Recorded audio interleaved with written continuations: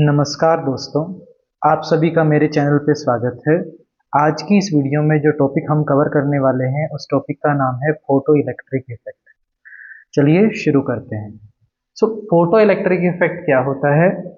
Photo electric effect होता है, देखिए, अगर आप किसी मेटल की सरफेस पे, this is the surface of metal and we made to strike electromagnetic radiation on its surface, यानी जब आप इलेक्ट्रोमैग्नेटिक रेडिएशन को स्ट्राइक करवाते हैं on the surface of the metal, so there will be ejection of electrons from the surface.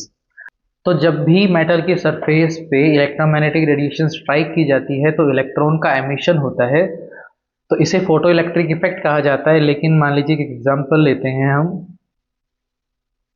कि अगर एक metal की सरफेस पे आप रेड कलर की इलेक्ट्रोमैग्नेटिक रेडिएशन स्ट्राइक करवा रहे हैं और देख रहे हैं कि किसी भी इलेक्ट्रॉन का इजेक्शन यहाँ पे नहीं हो रहा है, आपने इलेक्ट्रोमैग्नेटिक रेडिएशन ली, स्ट्राइक भी करवाई सरफेस पे और इलेक्ट्रॉन इजेक्ट हुए भी नहीं।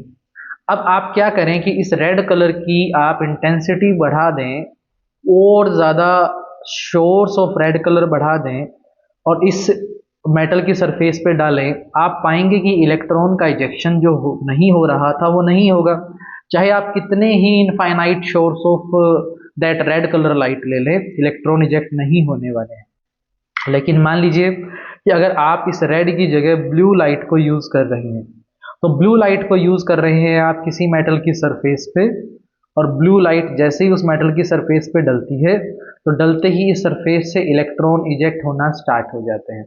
अब क्वेश्चन अराइज करता है कि भाई ये रेड कलर की लाइट डालने पे तो इलेक्ट्रॉन इजेक्ट नहीं हो रहे थे, ये ब्लू कलर की लाइट डालने पे इलेक्ट्रॉन इजेक्ट हो रहे हैं। फिर अगर आप इसी ब्लू कलर की लाइट की इंटेंसिटी को इंक्रीज कर दें, आई को इंटेंसिटी को बढ़ा दें, ब्लू कलर के सोर्स बढ़ा दें, तो आप पाएंगे कि जो ये इलेक्ट्रॉन इजेक्ट हो रहे हैं इनका जो नंबर है वो राइज कर जाता है, यानी जितने इलेक्ट्रॉन इजेक्ट हो रहे हैं उनका नंबर बढ़ जाता है, इंक्रीज हो जाता है। यानी यहाँ से हमने ये सीखा कि एक कलर की लाइट डालने पे इलेक्ट्रॉन इजेक्ट नहीं हो रहे थे, जबकि दूसरे कलर की लाइट डालने पे इलेक्ट्रॉन इजेक्ट हो रहे हैं, और उसकी इंटेंसिटी बढ़ाने पे नंबर ऑफ इलेक्ट्रॉन भी बढ़ जाते हैं। और अगर आप सेम इंटेंसिटी की तीसरी ऑब्जर्वेशन में हमने ये पाया कि ब्लू के कंपैरिजन में अगर आप वायलेट कलर की लाइट का इस्तेमाल करते हैं, सेम इंटेंसिटी का, इंटेंसिटी हमने सेम रखी है, कलर को चेंज करके हमने क्या कर दिया, वायलेट कलर चेंज कर दिया यहाँ पे, और उसी मेटल की सरफेस पे आप उसे स्ट्राइक कर रहे हैं, तो आप ये पाएंगे कि भाई जो आपके ब्लू के केस के अंदर इलेक्ट्रॉन इजेक्ट हो रहे थे, same he number of electron eject होंगे आपके इस वायलेट कलर के केस में। लेकिन ये पाया जाएगा कि इनकी जो काइनेटिक एनर्जी है वो ज़्यादा है compare to the kinetic energy of the electron which are ejected in the case of blue light. यानी हमने ये सीखा कि भाई आपके इस केस में जैसे जैसे आप रेडिएशन को चेंज करते जा रहे हो, चेंज करते ही हमारी ऑब्जर्वेशन भी चेंज होती जा रही है। अब ये ऑब्जर्वेशन चेंज कैसे हो रही है, अगर आप इसे वेव नेचर के साथ पढ़ने की कोशिश करें, which is nu is equal to C by lambda, तो हम इसे एक्सप्लेन नहीं कर पा रहे हैं। लेकिन प्लैंक क्वांटम थ्योरी ने हमें एक रिलेशन बताया है, एनर्जी का रिलेशन फ्रीक्वेंसी के साथ, E is equal to H nu के साथ। आप इसका इस्तेमाल करके एक्सप्लेन कर सकते हैं, और वो कैसे करते हैं वो देखिए।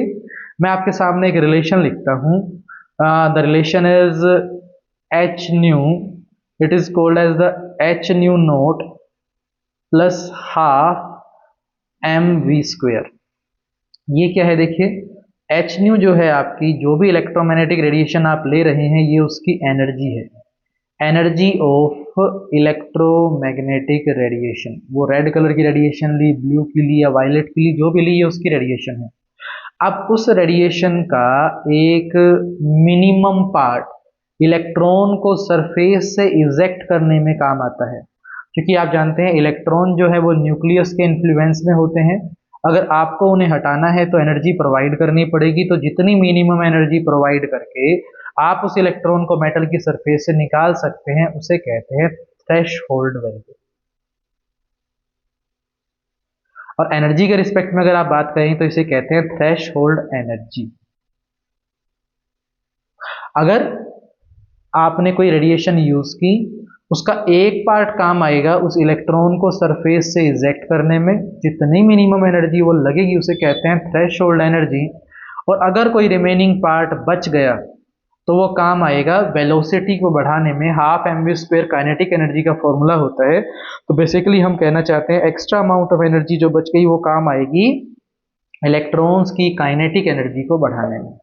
तो जैसे मान लीजिए पहले ऑब्जर्वेशन थी हमारी कि हम रेड कलर की लाइट का यूज कर रहे थे और इलेक्ट्रॉन इजेक्ट नहीं हो रहे थे। इसका मतलब ये है कि वो जो इलेक्ट्रोमैग्नेटिक रेडिएशन आपने यूज की उसकी एनर्जी है which is equal to H nu, that energy is smaller compare to the minimum energy required H nu naught, the minimum threshold energy required to remove the electron. अगर वो minimum energy ही नहीं मिली उसे तो electron eject नहीं होंगे। और क्योंकि ये क्वांटाइज्ड वैल्यू है, फिक्स वैल्यू है, तो आप कितने ही एनर्जी के सोर्स क्यों ना ले लें, सभी पैकेट्स की जो एनर्जी होगी वो रिलेट करेगी इसी फॉर्मूले के साथ ही, रिलेट करेगी फ्रीक्वेंसी ऑफ दैट रेडिएशन के साथ ही। तो इलेक्ट्रॉन इजेक्ट नहीं हो रहे हैं तो नहीं हो रहे हैं, भले ही कितने ही आप फोटॉन्स बढ़ा रहे हैं, यानी कितनी इंटेंसिटी आप बढ़ा रहे हैं। लेकिन वहीं पे ही अगर आप उस रेडिएशन की फ्रीक्वेंसी को चेंज कर देते हैं, और रेड के कंपैरिजन में हमने नेक्स्ट एग्जांपल में लिया था ब्लू का, तो ब्लू के केस के अंदर हो ये रहा है कि वो जो मिनिमम अमाउंट ऑफ एनर्जी है एच न्यू नोट, उससे ज्यादा एनर्जी है उस एच न्यू की, उस रेडिएशन की। तो एज ए रिजल्ट भाई आपने जैसे ही फालतू एनर्जी उसे दी तो उसका एक पार्ट, उस एनर्जी का एच न्यू का एक पार्ट तो काम आ गया एच न्यू नोट यानी इलेक्ट्रॉन को निकालने में, और बचा हुआ पार्ट काम आ गया काइनेटिक एनर्जी को बढ़ाने में। अब फिर हमने इसी ऑब्जर्वेशन में पढ़ा था कि क्या होगा अगर आप इस ब्लू कलर की इंटेंसिटी को बढ़ा देंगे। तो ब्लू कलर की इंटेंसिटी को बढ़ाने का मतलब है आप ब्लू कलर के फोटॉन्स को बढ़ा रहे हो, और जब आप ब्लू कलर के पैकेट्स के एनर्जी के पैकेट्स को बढ़ा रहे हो तो ज्यादा इलेक्ट्रॉन वो एनर्जी का पैकेट एब्जॉर्ब करेंगे। तो एज ए रिजल्ट इलेक्ट्रॉन के इजेक्शन का नंबर जो होगा वो इंक्रीज करेगा, लेकिन हर एक पैकेट में उतनी ही एनर्जी है। तो काइनेटिक एनर्जी जो इन इलेक्ट्रॉन्स की होंगी जो इजेक्ट हो रहे हैं वो आइडेंटिकल होंगी, भले ही आप इंटेंसिटी कितनी ही बढ़ा लें, नंबर तो बढ़ रहा है उनका, लेकिन काइनेटिक एनर्जी कांस्टेंट रह रही है, नहीं बढ़ रही है। जबकि अगर ब्लू कलर की लाइट से इलेक्ट्रॉन इजेक्ट हो रहे हैं और उसकी जगह अगर आपने वायलेट कलर की लाइट यूज करना स्टार्ट की, तो आपने ये पाया कि क्योंकि एनर्जी बढ़ गई है, क्योंकि फ्रीक्वेंसी बढ़ गई है, तो H nu it is equal to H nu naught plus half M V square में एक पार्ट जो मिनिमम एनर्जी इलेक्ट्रॉन को निकालने में काम आती है, थ्रेशोल्ड एनर्जी जिसको बोलते हैं, वो तो उतना ही यूटिलाइज होगा। लेकिन जो रिमेनिंग पार्ट आपका बचेगा वो किस में काम आएगा, काइनेटिक एनर्जी को बढ़ाने में। तो ब्लू के कंपैरिजन में जो वायलेट कलर के केस में है, इलेक्ट्रॉन तो उतने ही इजेक्ट होंगे सेम इंटेंसिटी की लाइट यूज करने पे, लेकिन उन इलेक्ट्रॉन्स की काइनेटिक एनर्जी क्या होगी, ज्यादा होगी। तो ये जो हम रिलेशन पढ़ रहे हैं ये एक्सप्लेन तभी हो पा रहा है जब हम रिलेट कर रहे हैं इलेक्ट्रोमैग्नेटिक रेडिएशन के नेचर को किसके साथ, पार्टिकल नेचर के साथ, according to Planck quantum theory के। तो यहाँ पर देखो ये आपको अच्छे से समझ में आ गया होगा, लेकिन कुछ टर्म्स और भी आती है, जैसे हमने बोला था थ्रेशोल्ड एनर्जी, ऐसे ही वर्ड आ जाता है थ्रेशोल्ड फ्रीक्वेंसी। तो ये थ्रेशोल्ड फ्रीक्वेंसी क्या होती है, जब हमने पढ़ लिया थ्रेशोल्ड एनर्जी के बारे में, तो देखिए ये is equal to H nu naught, जो मिनिमम एनर्जी रिक्वायर्ड है इसके अंदर, क्योंकि एच एक कांस्टेंट है तो जो वेरिएबल है वो कौन है, वो न्यू नोट है। तो न्यू नोट जो हो गया आपका वो मिनिमम फ्रीक्वेंसी है which is required to eject the electron from the surface of the metal. So the electromagnetic radiations having minimum frequency which are required to eject the electron is called as threshold frequency। उसी से energy बनेगी तो वो कहलाएगी threshold energy.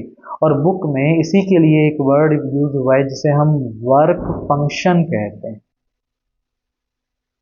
Okay, तो work function कोई हमसे पूछे तो वो एच न्यू नोट है, वो मिनिमम एनर्जी रिक्वायर्ड है जो इलेक्ट्रॉन को निकालने में काम आती है।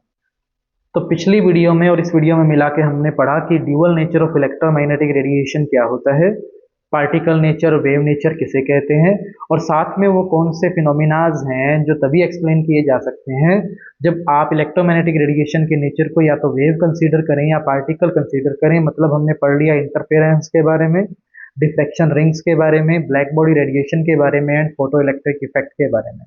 अब हम आगे पढ़ेंगे नेक्स्ट वीडियो के अंदर इलेक्ट्रोमैग्नेटिक स्पेक्ट्रा के बारे में। आज की वीडियो के लिए इतना ही। उम्मीद है आपको अच्छे से समझ में आया होगा।